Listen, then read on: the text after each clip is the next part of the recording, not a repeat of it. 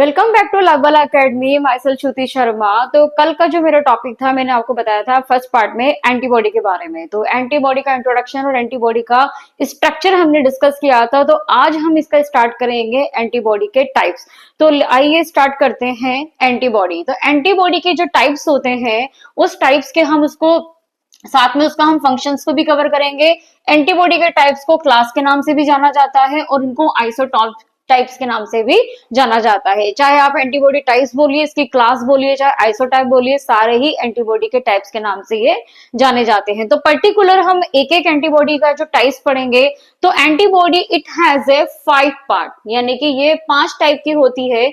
5 type में सबका अलग अलग नाम है, जिसका नाम है आईजीजी, आईजीएम, आईजीई, आईजीए और आईजीडी। तो ये सारी पांचों जो एंटीबॉडी है, सबका फंक्शन जो होता है वो सबका अलग अलग होता है, सबका सेम फंक्शन नहीं होता है। इनका जो लोकेशन है और इनका जो फंक्शन करने का जो तरीका है, ये कब कहाँ कैसे रहता है, कितना पार्ट इसका सीरम में प्रेजेंट होता है। मेन इम्यूनोग्लोबिन जो मैंने एंटीबॉडी के बारे में कल बताया था कि ये एक प्रोटीन मॉलिक्यूल है, तो जिसका कुछ पार्ट होता है वो सीरम में प्रेजेंट होता है। तो हर एंटीबॉडी का कुछ परसेंटेज होता है जो सीरम में प्रेजेंट होता है। तो आइए हम डिस्कस करते हैं फर्स्ट आईजीजी। आईजीजी एंटीबॉडी वो एंटीबॉडी है जो सबसे ज्यादा मात्रा में आपके सीरम में पाई जाती है। तो देखिए यहाँ पर हैवी चेन है इसका गामा। अब हैवी चेन क्या होती है, तो कल मैंने आपको बताया था कि ये वाला जो ब्लैक पोर्शन आप देख रहे हैं, ये पूरा के पूरा हैवी चेन है, और जबकि ये जो ब्लू वाला पार्ट है, ये वाला पार्ट होता है लाइट चेन और ये होता है एच चेन। तो ये जितनी भी एंटीबॉडी यहाँ पर इनके टाइप से करते हैं एच एन पे, लेकिन एच एन का जो होता है ये वाला पार्ट कांस्टेंट होता है और ये वाला जो पार्ट होता है वो वेरिएबल होता है। वेरिएबल क्यों होता है? क्योंकि ये वाले रीजन होते हैं एफ ए बी और ये वाले रीजन होते हैं एफ सी। सी मतलब कि कांस्टेंट और एफ बी का मतलब होता है एंटीजन बाइंडिंग साइट। क्योंकि जैसे वायरस होगा, बैक्टीरिया होगा, जैसे जैसे अलग अलग एंटीजन होंगे, तो ये अलग अलग आपके एंटीबॉडी से उनके प्रति इनकी क्रिया होगी। तो हैवी चेन के बेस पे इसका देखिए यहाँ पर ये गामा बोला जाता है आईजीजी को।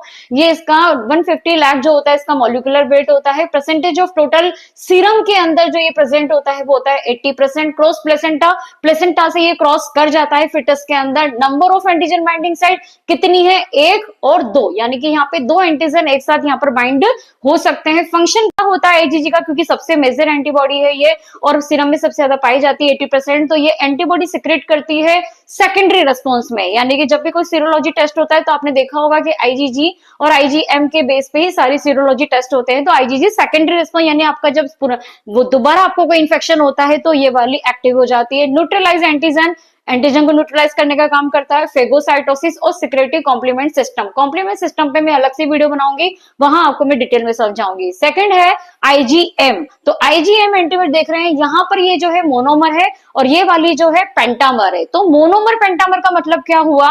तो पेंटामर का मतलब ये है कि यहाँ पे आप देखिए 1 2 3 4 और 5। तो यहाँ पे देखिए 5 एंटीबॉडी है। 5 एंटीबॉडी के पास सबके पास 1 2 3 4 5 6 7 8 9 10, यानी कि अगर मैं ये वाला पोर्शन आपको बता रही हूँ तो 1 और 2 यानी कि 2 एंटीजन बाइंडिंग साइट है।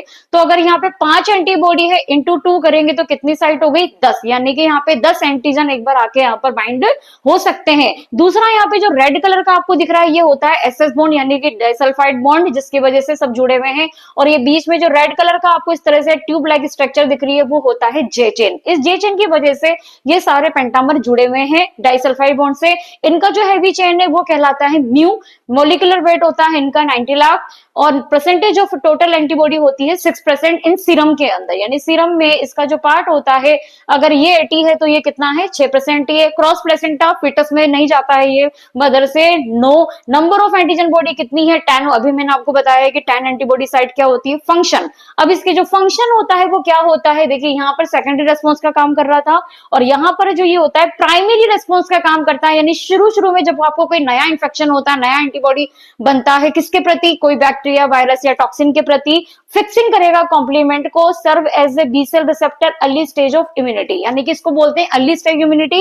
यानी सबसे पहले आपको जो बचाने का काम करेगा इन्फेक्शन के प्रति वो करेगा आपका आईजीएम। तो आईजीएम और आईजीजी दोनों ही इम्यून कॉम्प्लेक्स में पार्टिसिपेट करते हैं, इसलिए ये दोनों एंटीबॉडी बहुत इंपॉर्टेंट है। इसलिए मैंने आईजीजी और आईजीएम को साथ में आपको एक्सप्लेन किया है, क्योंकि ये सबसे ज्यादा सीरम के अंदर पाई जाती है। अगला है आईजीई। आईजीई एंटीबॉडी, इसका क्या बोलते हैं, आईजीई को आपको किसके नाम से ध्यान रखना है, एलर्जी के नाम से ध्यान रखना है। ये क्या होती है, ये होती है मोनोमर। मोनोमर मतलब कि जैसे हमारी आईजी जीवी मोनोमर होती है, लेकिन आईजीएम पेंटामर होती है, क्योंकि पेंटामर में कितने एंटीबॉडी है, 5, उनके पास साइट है 10। तो यहाँ पर क्या है, ये एक एंटीबॉडी है, तो इसको हमने क्या बोला, मोनोमर बोला, लेकिन इसके पास बाइंडिंग साइट कितनी है, 2। यानी यहाँ पे 2 एंटीजन आके यहाँ पर चिपक सकते हैं, इसके बाइंड कर सकते हैं इसके पैराटॉप पर। तो हैवी चेन इसका जिसको बोला जाता है, एप्सिलॉन के नाम से जाना जाता है। हैवी चेन, आप ध्यान रखना कि हैवी चेन इसमें ये वाली चेन होती है, लाइट चेन ये होती है। तो कौन सी वाली हैवी चेन है, ये वाली पूरी क्या है, हैवी चेन है, ये बोलते हैं एच चेन। इसके उसको बोला जाता है ई चेन। तो इसका जो मोलिकुलर वेट होता है वो होता है 2 लाख, और टोटल एंटीबॉडी जो आपके सीरम में प्रेजेंट होती है वो होती है 0.002%।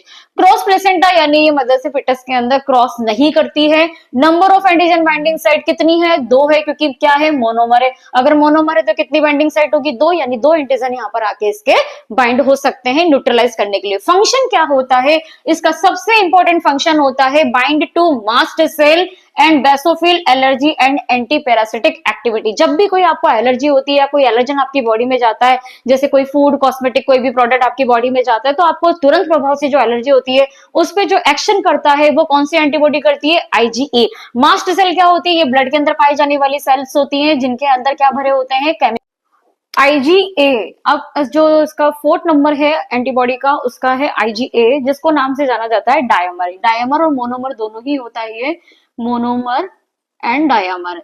तो डायमर, क्योंकि डायमर क्यों बोल रहे हैं, क्योंकि इसके देखिए यहाँ पे 2 इस तरह से इसके माउथ है, तो यहाँ पे 1, 2, 3 और 4, तो यहाँ पे 4 एंटीजन बाइंडिंग साइट है, क्योंकि यहाँ पर एक एंटीजन यहाँ आ सकता है, एक यहाँ आ सकता है, एक यहाँ आ सकता है और एक यहाँ आ सकता है। तो 4 एंटीजन, क्योंकि यहाँ पे 2 एंटीबॉडी, इसके लिए हमने इसको क्या बोला है, डायमर बोला है।